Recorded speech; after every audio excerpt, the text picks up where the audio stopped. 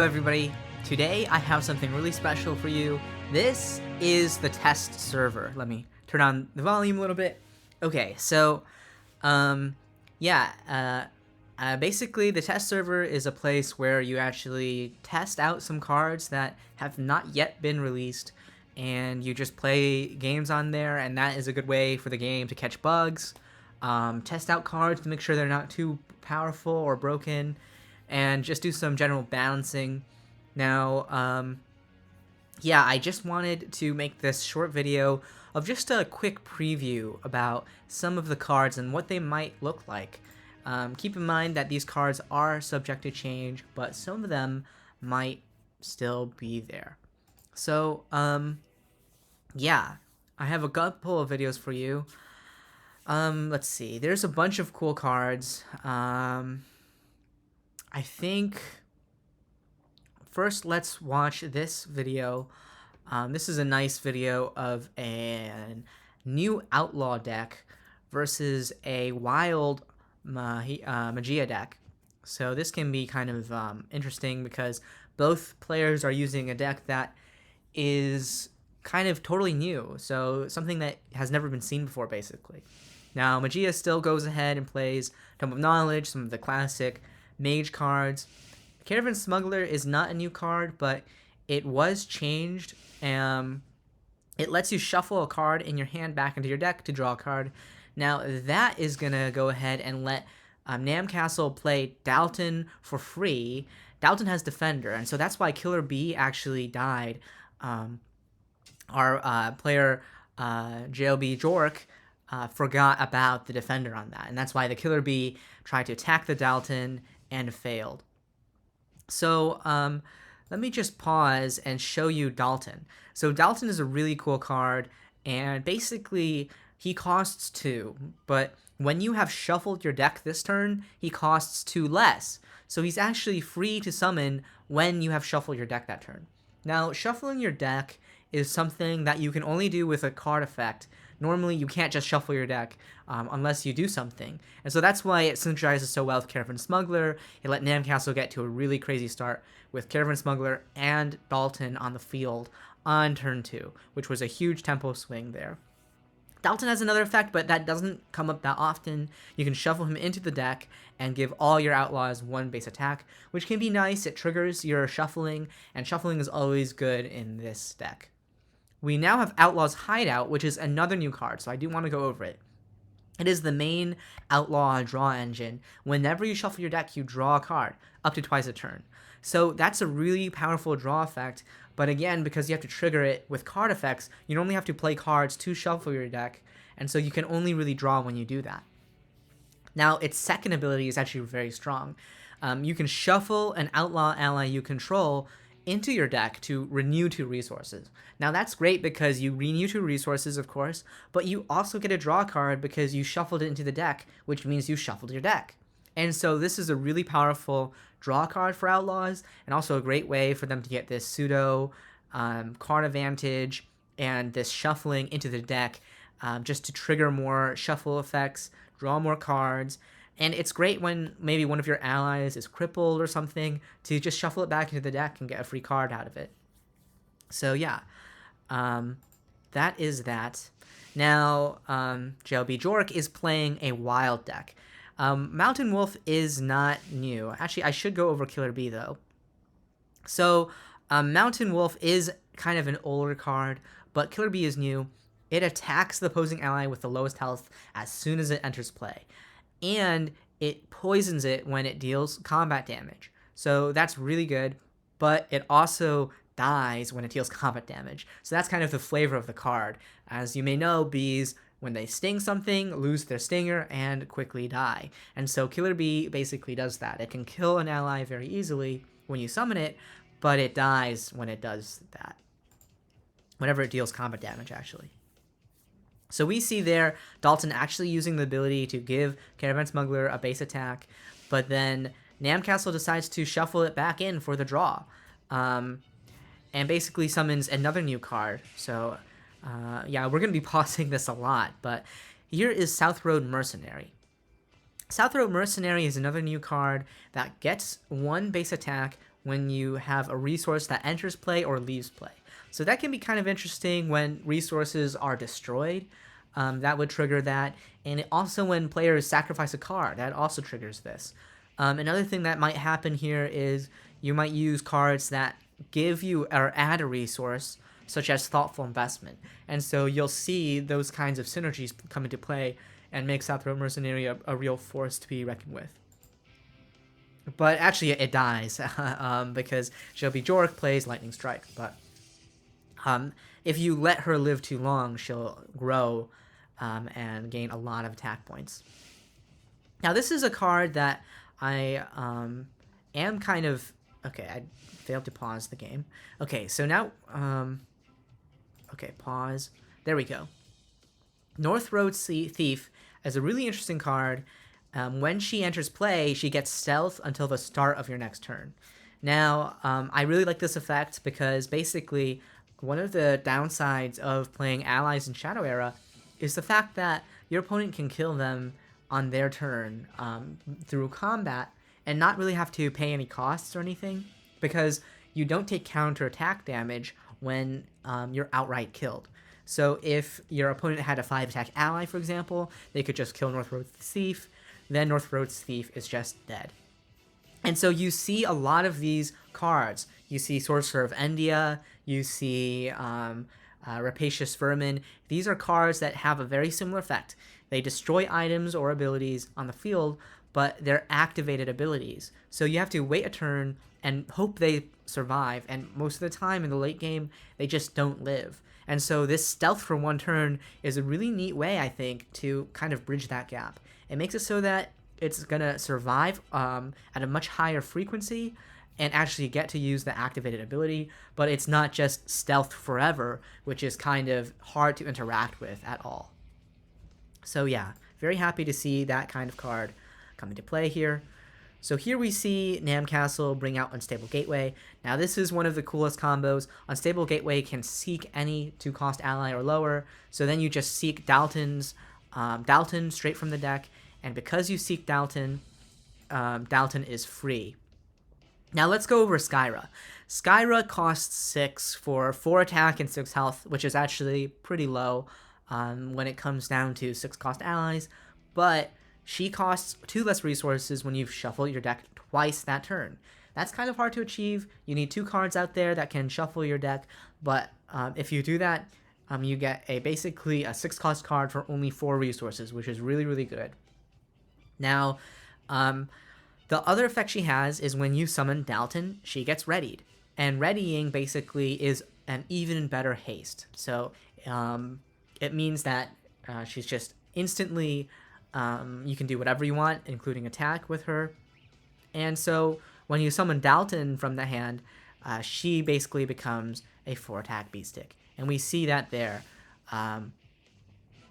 Dalton being summoned, giving Skyra the advantage there. Westroad Beggar is an interesting card. This is just a 3-cost, 2-attack, 5-health ally, which is pretty normal, but where he kind of shines is his effect. You can remove one of your resources from play to draw a card. Now this works really well with the South Road Mercenary, but it's also just a great kind of emergency draw option, especially late in the game. You might have resources but no cards, and so that's what makes Westroad Beggar kind of an interesting card to play around with. Okay, so we see here Supernova going ahead and wiping out the board there. So that is going to give JLB Jork a lot of breathing room because that board was looking really nasty. So here we go ahead and see Unstable Gateway really putting in work, searching in another card, and drawing a card because of Outlaw's Hideout, which is really nice. Caravan Smuggler out there, shuffling the deck and also giving Nam Castle additional draws with Hideout. And so that's quite a strong draw engine that's going on there. Okay, here is another great card that just came out, or is going to come out soon. It's called Barbarian's Bludgeon. Now, when it's summoned, you target an ally, it's destroyed, or it loses 2 durability, if it has durability. So this is a really, really strong effect, because it's basically something that can destroy an item, which not a lot of classes have access to. So if you think about it, you have rogues with stuff like Stop Thief, you have priests with Focus Prayer, you have warriors with Smashing Blow, but all of these are class restricted. And so there are several classes in the game that really have pretty bad item destruction. And they are mages, hunters, elementals, kind of, and wolvens. So all these classes generally don't have the best item destruction in their class, and that's what makes barbarian's bludgeon, in my opinion, so powerful.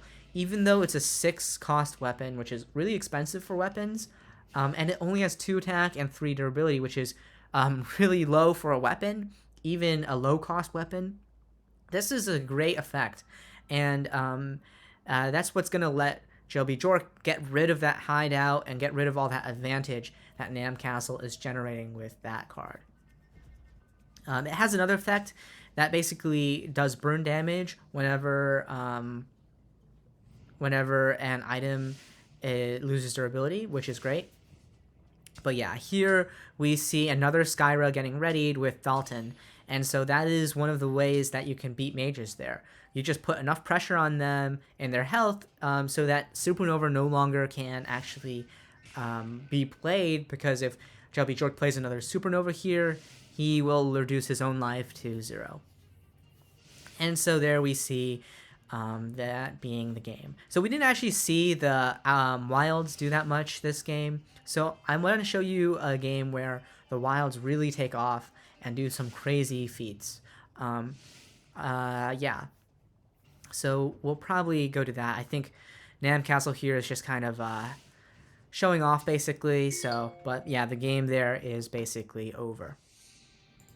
Let's check out a wild game. And now this deck is by Nick Velez, and he made this Reika Portal Wild deck. It's actually kind of similar to a deck I played a little earlier on my Twitch channel. The idea is you play Portal, which gives all the allies you summon haste for 3 turns, and you play them with a card called Mountain Wolf. We saw that in the last game, actually. Mountain Wolf gets attack for every wild ally you control that's not Mountain Wolf. So that can be really, really powerful there. And yeah, especially when you give it haste, that can easily grow really strong very quickly. So we see here, though, in the beginning, Killer Bee is just there to kind of clear the board, basically, and yeah, do that. So we see that being played early on. Here we're seeing, though, that Gondorian is going to be able to clear the board with his allies and start establishing some board control here. Windthrill Assailer is kind of an older card, actually, so we won't go over that. Now, here's one of the new cards that is key to Nick's deck. It's called Call of the Wild. Okay, let me pause this. Okay, paused. Call of the Wild is a support ability for the Wild archetype. It says for 1 duration, your friendly allies are going to get 1 attack and cost 2 less resources to summon. And when you play it, you draw 2 cards. So this is an excellent, excellent card because it lets you get card advantage, it gives your allies more attack, and also it's going to do a cost reduction to all the allies in your hand, letting you spam the board with all your low-cost wild allies. So that is a really, really good effect. And in combination with Uldroths, you can reduce your wild allies by 3 cost. So that is really powerful there. Looks like Nick there just needed the card advantage, though, so he didn't actually play any wild allies to take advantage of that. But you can still see how that can be really strong. So yeah, okay, I need to press continue there. Here we see Portal, and Portal is just there to kind of set up Nick's killer turn. It's going to give all his allies haste and make it so that he can't attack very soon. Now the question is, can Nick survive for long enough and still basically take back the control of the board and maybe win the game, because he is really low on health, on 13 health right now. So we'll have to see if he can make it, basically. Oh, and now he's going to go down even further because of Skyra with Dalton. So here, Nick is going to use Call of the Wild. That's going to reduce all of his wild allies by 2, and the location reduces them by 3. So now he's playing Blackadder, Mountain Wolf. All of these cards are free. None of them cost anything. So Nick goes ahead and does Bad Santa, and is going to be able to play even more allies from his hand. Treetop Spider, Cave Spider, both of those are free. Reika goes ahead, boosts the damage of all allies by 1. And so you can see here how deadly this is. That was just 10 damage directly to the face for 0 cost because of Call of the Wild there. And so Nick doesn't even care that Gondorian has his board full of outlaws. He's just going to go face. And we see another 10 damage. This is going to deal 3, 3, and then Cave Spider for another 3. So this wild deck is really deadly, and you can see how strong it can get when you have all those cost reductions there. So yeah, lastly, I do want to show you another deck. So this is against JLB Jork, and this is my deck. Now, I do lose this one, but I think it does show off Logan, and how Logan actually got a card that boosts him quite a bit. So this is kind of an update to my Smith's Shop deck that is on my channel. The idea here is to use Smith's Shop. Smith's Shop is an artifact that says reduce all your weapons by 1 cost. And so this works really well with any kind of weapons that do stuff. You can basically get the weapon out and basically get it out for cheaper than it should be. So it's a really nice card. Now here I am kind of just kind of setting up. I didn't get the Blood Frenzy, which is what I would normally like to play on turn 3. But as you can see, I have Bad Santa, and I have this card called Warcry. And that's going to let me draw cards, even though I don't have Blood Frenzy out, and still stay in the game, basically. And you can see how Boomerang only costs 1 to summon because of my Smith Shop out there, and then I can use its effect to attack with it. Now that is a bug there, but let's go over Uru really quickly. So Uru, King of the Beasts, is a very strong wild ally that gives all your allies Defender on the turn until the end of the turn after they entered play. So this is really great because, kind of like Northward Thief, it just gives your allies all that much more survivability for 1 turn. And so it's not like Defender Forever, which is really, really strong, but Defender for 1 turn just makes it so that if your opponent is ahead in the game, they have established the board control, it's just going to be a little bit harder for them to get free advantage out of just killing everything you play, because you have this protective effect for 1 turn. And so I kind of really am a fan of this design. I think it has a lot of potential to make the games a lot fairer and make it so that if you get a lead, it's harder to maintain that lead. I think it's fine, to get a lead, have a bunch of allies out, but oftentimes in Shadow Era, it gets a little bit oppressive. And so this design can help counteract that, I think. So yeah, here I get my Blood Frenzy, so I just go ahead and do that. I summon out my Sword Gobbler. I expect it to die, but I do want to do that just so that I can absorb some damage there. So now we see Treetop Spider come out. Now Uru has another effect. In addition to that protective effect, Uru can actually give the next wild ally you play a 2 cost reduction.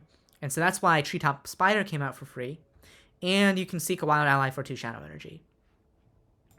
So yeah, we definitely see that coming into play.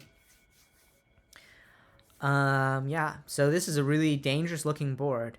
And so the way I'm going to deal with it is to use a card called Pithing Spear. Now, with Logan's ability, it kills an ally as soon as you basically damage it. So I'm going to use Gladiator's Breastplate.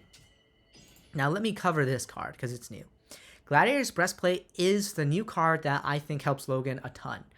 Gladiator's Breastplate says, when it enters play, your hero and friendly allies have Defender until the start of your next turn, and you can activate its effect once per turn to have an opposing ally attack your hero.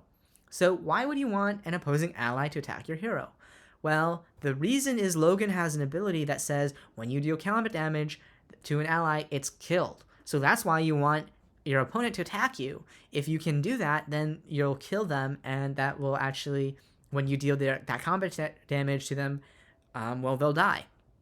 And what's even better is because it gives you defender, you won't even take any damage from them attacking you because you get to attack first when you have defender. And if you kill them before they can deal damage, then you don't take damage.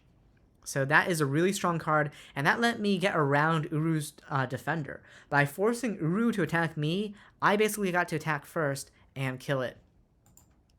So here I can use Gladiator's Breastplate in addition to my normal attack to kind of help control the board and really reestablish some control here.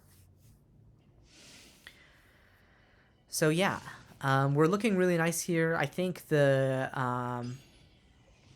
one thing we do need to watch out for is our health. So especially against something like mages, health is really a premium. Here we go ahead just to blow up the Tome of Knowledge and stop him from generating just so much card advantage. But yeah, that is basically that. So we see here that Stampeding Rhino, okay, let me cover that card really quickly. Stampeding Rhino is another really cool card in this set. So Stampeding Rhino has haste, and it normally has 2 attack and 7 health. It's just damaged right now. So Stampeding Rhino has decent stats, and when it's attacking an ally, combat damage is doubled. So what that means is instead of dealing 2 damage to an ally, it's going to deal 4 damage to an ally. Now, the wording is kind of weird for that. Like, why not just give it 4 attack or just say this card deals 2 more damage to an ally?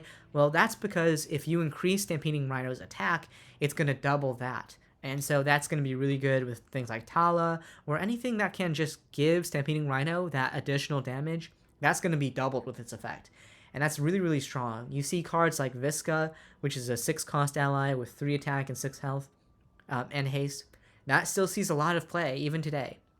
So a big body with haste and a decent amount of attack is actually a really strong card. And we kind of see that here.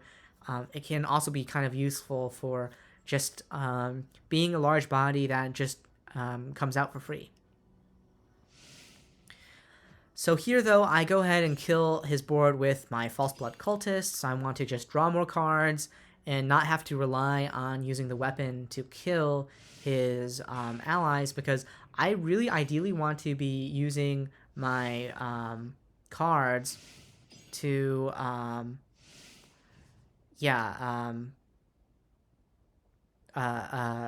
sorry. I ideally want to be using, my weapon to deal damage to the face so that I don't have to be so prone to dying here. Okay, here, I go ahead and search the boomerang so that I can clear both allies. I think I might have wanted to search the breastplate here. I think that would have probably been better. Let's see. I would have needed 3 and then 2 and then 2. Okay, actually that is 6, 10. Okay, so it wouldn't have worked because I don't have enough resources for that. But yeah, here I'm really, really low on health, so I just have to hope I don't die next turn. But, yeah. Here we see I have Medal of the Warrior, which is going to start healing me 2 every time I... heal 1 every time I play a warrior ally or an item, armor, or warrior support ability. So that's going to help keep me in the game a little longer here.